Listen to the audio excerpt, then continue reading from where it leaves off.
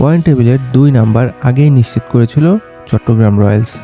তাই গ্রুপ পর্বের শেষ ম্যাচটাও ছিল তাদের জন্য অনেকটাই নিয়ম রক্ষার। তবে কোয়ালিফায়ার নিশ্চিত করলেও জয় দিয়ে শেষ করতে পারেনি চট্টগ্রাম। ঢাকার কাছে তারা হেরেছে 42 রানের বড় ব্যবধানে।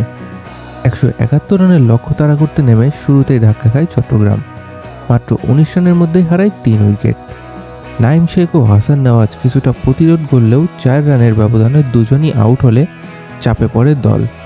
এক পর্যায়ে 78 রানে 8 উইকেট হারিয়ে 100-র নিচে অল আউট হওয়ার শঙ্কা জাগে। সেখান থেকে আমির জামিলের 42 রানের ইনিংসে পরাজয়ের ব্যবধান কিছুটা কমে আসে। শেষ পর্যন্ত 128 রানে থামে চট্টগ্রাম।